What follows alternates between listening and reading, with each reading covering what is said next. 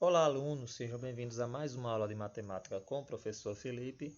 E nesta aula nós vamos iniciar o assunto de números racionais, certo? Vocês já devem ter visto alguma coisa sobre este assunto quando vocês estavam no sexto ano, mas agora nós vamos falar de forma um pouco mais aprofundada sobre o que são os números racionais. Então, o que são os números racionais? É número racional todo número que pode ser representado na forma de uma fração do tipo A sobre B, em que A e B são números inteiros com B diferente de zero. O que significa? Se eu pegar um número qualquer e puder representá-lo como uma fração com um numerador, que é o número de cima, que nós chamamos de A, aqui, numerador, e um denominador,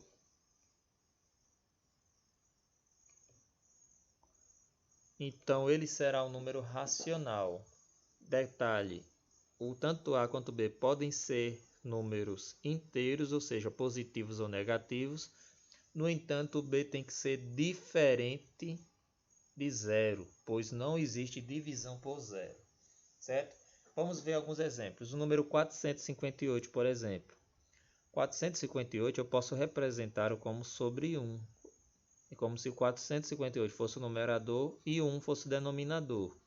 E lembrando que uma fração significa uma divisão, ou seja, aqui no caso é A dividido por B, então 458 dividido por 1 é igual a ele mesmo. Então, neste caso, 458 pode ser representado como uma fração, então ele é um número inteiro, um número racional. 23 dezavos, 23 sobre 10.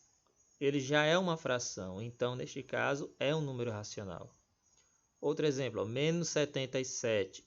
Da mesma forma como 458 pode ser representado como uma fração com o denominador 1, o menos 77 também. Nós podemos dizer que abaixo dele existe o número 1 e, consequentemente, ele pode ser representado como uma fração. Portanto, é um número racional. Neste outro exemplo, menos 2 dividido por 999 já é uma fração, então ele é um número racional. Os números decimais também são números racionais, pois eles podem ser representados por uma fração. Por exemplo, aqui, quando nós pegarmos o número decimal e quisermos representá-los como uma fração, nós podemos utilizar a base decimal, ou seja, onde está a vírgula, nós vamos deslocando a vírgula para a direita, né, nesse sentido dessa seta, e cada vírgula deslocada será o número 1 acrescido de um zero. Então, se eu botar essa vírgula para cá, vai ser 10. E se colocá-lo para cá, então vai ser 100. Então, neste caso, nós teríamos 7.825 dividido por 100, que é a mesma coisa que 78,25. Então, estamos transformando um decimal em uma fração, portanto, é também um número racional. E as dízimas periódicas, elas também podem ser representadas como uma fração. Lembrando, uma dízima periódica é um número decimal infinito, com casas infinitas em que elas se repetem. Neste caso aqui, a casa que está se repetindo é esse 3, que nós podemos representar também como 0,3 com essa barra em cima do 3.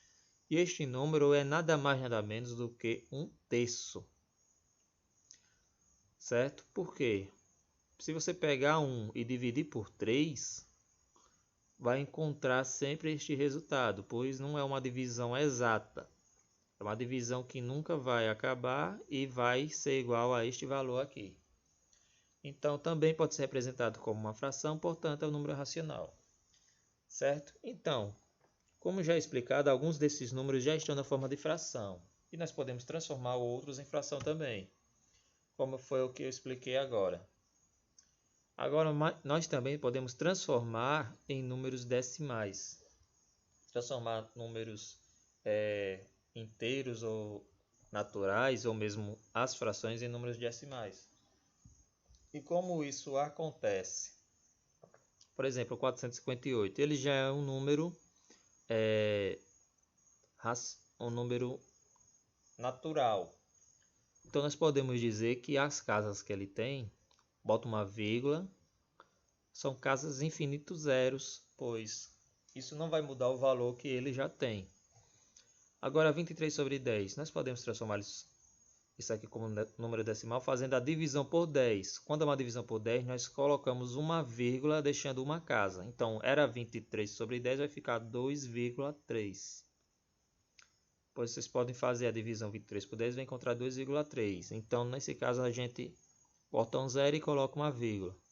O menos 77, da mesma forma que estava o 458, a gente coloca vírgula zeros. Tanto zeros quanto quiser. Já este outro caso aqui, que é o menos 2 dividido por 999, nesse caso aqui, nós podemos fazer da seguinte forma. Ou vocês podem, o que é aconselhado é utilizar uma calculadora. Vai ficar 0 menos 0,002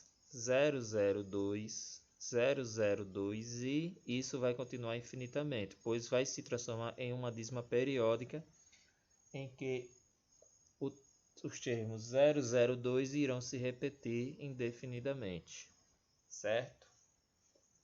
Então, o que nós podemos dizer é o seguinte, em alguns números é fácil de transformar em decimais, como é o caso do 458, 23 dezavos, menos 77, outros já é mais complicado, sendo ou fazendo a conta à mão ou mesmo utilizando uma calculadora, certo?